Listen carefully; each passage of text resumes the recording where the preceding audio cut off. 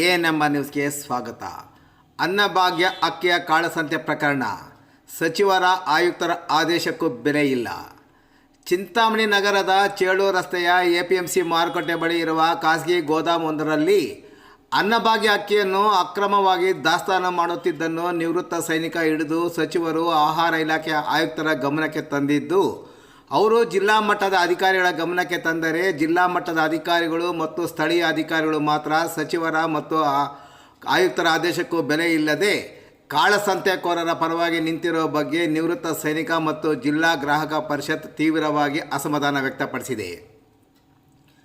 ಖಾಸಗಿ ಟೆಂಪೋವೊಂದರಲ್ಲಿ ಸರ್ಕಾರದ ಅನ್ನಭಾಗ್ಯ ಅಕ್ಕಿಯನ್ನು ಅಕ್ರಮವಾಗಿ ಖಾಸಗಿ ಗೋಡನಲ್ಲಿ ದಾಸ್ತಾನು ಮಾಡುತ್ತಿದ್ದನ್ನು ಪತ್ತೆ ಹಚ್ಚಿದ ನಿವೃತ್ತ ಸೈನಿಕ ಕಾಳಸಂತೆ ಪಾಲಾಗುತ್ತಿದ್ದ ಸುಮಾರು 500ಕ್ಕೂ ಹೆಚ್ಚು ಮೂಟೆಗಳನ್ನು ಗೋದಾಮಿನಲ್ಲಿ ಸ್ಟಾಕ್ ಇಟ್ಟಿರುವುದನ್ನು ಹಾಗೂ ಟೆಂಪೋದಲ್ಲಿ ಬಂದಿದ್ದ 1 ಲೋಡ್ ಅಕ್ಕಿಯನ್ನು ಗೋಡನಿಗೆ ಸಾಗಿಸುತ್ತಿರುವುದನ್ನು ವಾಹನ ಮತ್ತು ಮಾಲು ಸಮೇತ ತಹಶೀಲ್ದಾರ್ ಡಿ ಹನುಮಂತರಾಯಪ್ಪ ಮತ್ತು ಆಹಾರ ಇಲಾಖೆಯ ನಿರೀಕ್ಷಕರಾದ ಪ್ರಕಾಶ್ ರವರಿಗೆ ಹಿಡಿದುಕೊಟ್ಟರೆ, ಆಹಾರ ಇಲಾಖೆಯ ಅಧಿಕಾರಿಗಳು ಕೇವಲ 33 ಮೂಟೆಗಳಿಗೆ ಪ್ರಕರಣ ದಾಖಲು ಮಾಡಿರುವ ಬಗ್ಗೆ ಅವರು ತೀವ್ರ ಆಕ್ರೋಶ ವ್ಯಕ್ತಪಡಿಸಿದರು.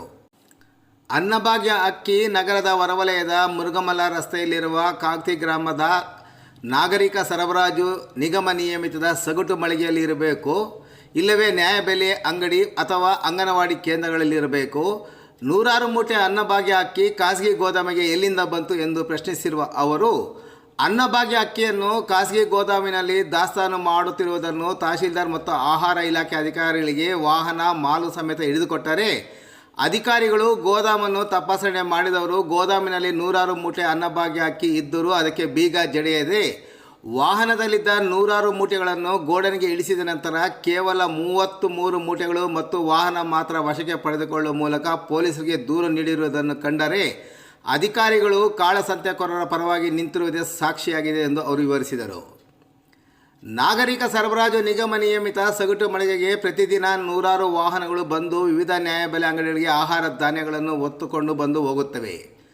ಪಾರದರ್ಶಕವಾಗಿ ಕಾರ್ಯನಿರ್ವಹಿಸುವ ಈ ಮಳಿಗೆಗಳು ಇರುವ ಸ್ಥಳದಲ್ಲಿ ಇದುವರೆಗೂ ಸಿಸಿ ಕ್ಯಾಮೆರಾ ಅಳವಡಿಸದೆ ಯಾಕೆ ಎಂದು ಪ್ರಶ್ನಿಸಿರುವ ಅವರು, ಈ ಬಗ್ಗೆ ಗೋದಾಮು ಅಧಿಕಾರಿಗಳು ಅನುದಾನ ಕೊರತೆಯಿಂದ ಸಿಸಿ ಕ್ಯಾಮೆರಾಗಳಿಗೆ ಹಣ ಮಂಜೂರಾಗಿಲ್ಲ ಎಂಬ ಸಬೂಬು ಹೇಳಿಕೊಂಡು ಹಲವು ತಿಂಗಳುಗಳಿಂದ ಹೇಳಿಕೊಂಡು ಬಂದಿದ್ದಾರೆ ಎಂದರೆ, ಅದರ ಒಳಮರ್ಮ ಅನ್ನಭಾಗ್ಯ ಅಕ್ಕಿಯನ್ನು ಕಾಳಸಂತೆಕೋರರ ನೆರವಿಗೆ ಎಂಬುದು ಅರ್ಥವಾಗುತ್ತದೆ ಎಂದರು.